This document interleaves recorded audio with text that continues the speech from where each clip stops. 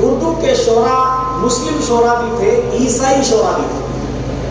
ایک عیسائی شاعر نے اسلامی فکر، قرآنی فکر کو دلیل بنا کر یہ ثابت کرنے کی کوشش کی کہ پیغمبر اسلام سے افضل پیغمبر عیسیٰ علیہ السلام، یہ انہوں نے ثابت کرنے کی کوشش کیا۔ تو سنیے اردو میں کیا کہا اس نے یہ کہا، محمد تو زمین میں بے گناہ ہے، محمد تو زمین میں بے گناہ ہے، محمد تو زمین میں بے گناہ ہے، فلک پر ابن آدم کا مکان ہے، فلک پر ابن آدم کا مکان ہے۔ حضرت عیسیٰ محمد تو زمین میں بے گناہ ہے، فلک پر ابن آدم کا مکان ہے، جو اونچا ہے وہی افضل رہے گا، جو نیچے ہے بھلا افضل کہاں ہے؟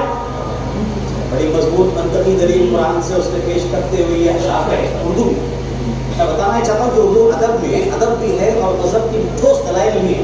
تو اردو شاعری نے جو ہے وہ مذہب کی بھی ترجمانی کی ہے، نمائندگی کی ہے بڑی گہرائی کے ساتھ۔ تو اس عیسائی شاعر نے یہ کہا کہ آپ کہتے ہیں قرآن میں کہ پیغمبر عیسیٰ علیہ السلام کو آسمان پر اٹھا لیا گیا، اس لیے اس نے یہ کہا کہ محمد تو زمین میں بے گناہ ہے، فلک پر ابن آدم کا مکان ہے، جو اونچا ہے وہی افضل رہے گا، جو نیچے ہے بھلا افضل کہاں ہے؟ جو ایک اردو کے شاعر بیٹھے تھے، شاید کولاہی کی مٹی رہی ہوگی، تو انہوں نے برجستہ جواب دیا، کہا ترازو کو اٹھا کر دیکھ ناداں، ترازو کو اٹھا کر دیکھ ناداں، جو جھکتا ہے وہی پلہ گرا ہے۔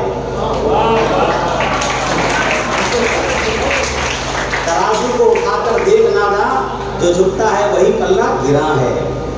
تو یہ ہے اردو شاعری کا کمال، یہ اردو شاعری کی سمت و رفتار ہے۔ اب اردو شاعری سمت و رفتار کی بات آ گئی، تو سمت و رفتار کا بڑا عجیب و غریب معاملہ ہے۔ ہر شے کی سمت و رفتار میں تبدیلی آ چکی ہے، ہر شے سمت و رفتار سے متاثر ہو چکی ہے۔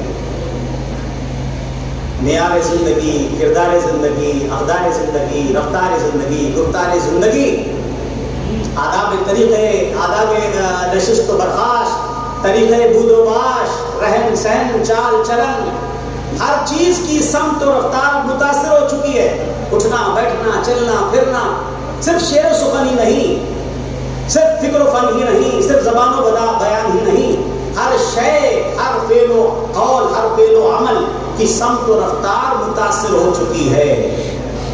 آپ چونکہ طلبہ طالبات بیٹھے، ایک اردو کے نثر نگار نے بڑی اچھی باتیں کہیں، اس نے کہا گاؤں اور شہر میں فرق کیا ہے، گاؤں اور شہر میں فرق کیا ہے؟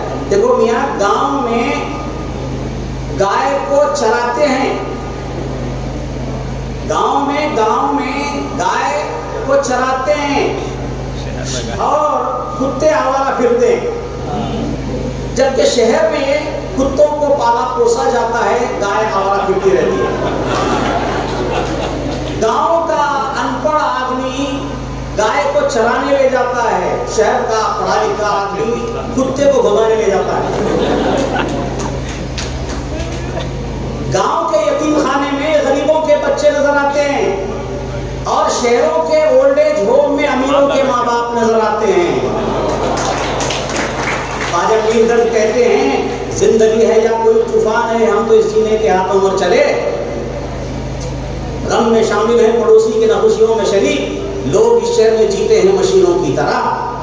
اور بشیر بدر کہتے ہیں، کوئی ہاتھ بھی نہ ملائے گا جو گلے ملو گے تپاک سے، یہ نئے مزاج کا شہر ہے، ذرا فاصلے سے ملا کرو، ذرا فاصلے سے ملا کرو۔